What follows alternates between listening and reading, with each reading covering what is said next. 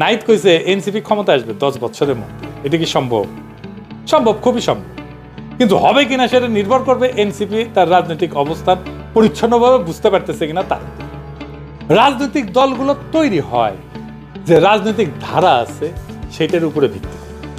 বাংলাদেশে যে প্রধান রাজনৈতিক ধারা আছে এটা যদি নদী বলি, এই নদীগুলো কিন্তু বিশাল, কিন্তু দুঃখজনক হচ্ছে এই নদীগুলো সবগুলোই শুকনা। মানে যে রাজনৈতিক ধারা যে নদীতে বইতে পারতো সেটাই তারা বইতে পারতেছে। মার্কেটিং এর ভাষা এটা বলে পজিশন। কোন রাজনৈতিক দল তার পজিশনিং ঠিক করতে পারে না। মানে আপনাকে কিন্তু ধরে নিতে হবে আপনাকে সবাই ভোট দেবে না, কিন্তু আপনাকে জানতে হবে আপনি কার ভোট চান। আমাদের ভোটের সময় স্লোগান আছে না একটা, ভোট চাই ভোটারের, দোয়া চাই সকলের। এটা মারাত্মক ভুল। সব ভোটারের ভোট আমি চাই না, আমি সবার দোয়াও চাই, আমি আমার কনস্টিটিউয়েন্সির ভোট চাই। আসেন ব্যাপারটা একটু বুঝেন। রাজনীতিতে আপনি কার ভোট চান আর কার ভোট চান না সেটা ঠিক করতে হবে। আপনি কার ভোট চান সেটার উপরে ঠিক করবেন আপনার ভাষা, আপনার দাবি, আপনার ন্যারেটিভ, আপনার অর্গানাইজেশন, আপনার কর্মী বাহিনী, আপনার কর্মসূচি।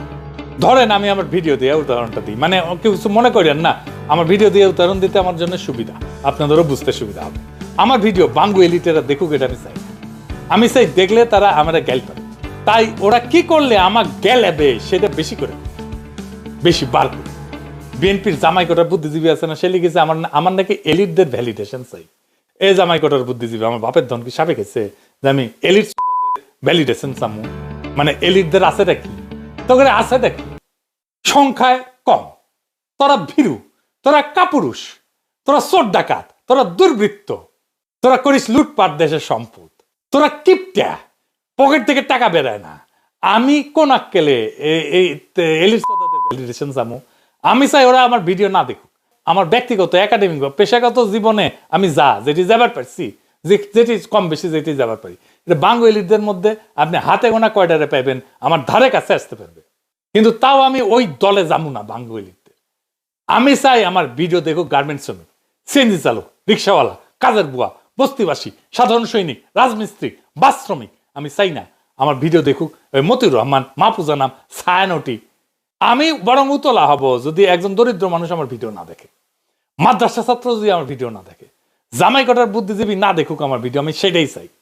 আবার ধরেন এই যে আসিফ নজরুলের পোশাক কুত্তা আছে না, এই যে এটা ওই আমার ভিডিও দেখুক। আবার এটা চেনার দরকার নাই, এগুলো কুত্তা প্রচুর আছে। যাই হোক, এখন সব মাদ্রাসা ছাত্রই কি আমার দর্শক হোক, দরিদ্র মানুষ আমার দর্শক হোক, সেটা আমি চাই না। আমি সবাই এটা দেখাইতে চাই না। হাসিনারে যারা কওমি জননী উপাধি দিছিল তারা আমার কনস্টিটিউয়েন্সি না। এদের মধ্যে যারা ভারতীয় আগ্রাসনবাদ বিরোধী, সিভিল মিলিটারি ব্যুরোক্রেসির বিরোধী, তারা আমার কনস্টিটিউয়েন্সি। তা আসেন বাংলাদেশে আসলে কয়টা দল হইতে পারে?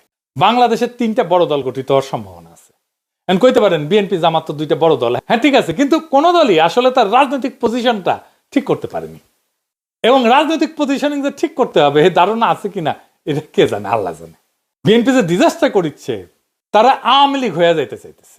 মির্জা ফখরুল আওয়ামী লীগারদের বলতেছে নৌকার পাশে ধানের শীষ আছে, আপনারা কেউ হতাশ হবেন না, ধানের শীষ আপনাদের পাশে আছে। ধানের শীষ আর নৌকা এইটা ছিল আমাদের, তাই না? নৌকাটা আলাদা নাই।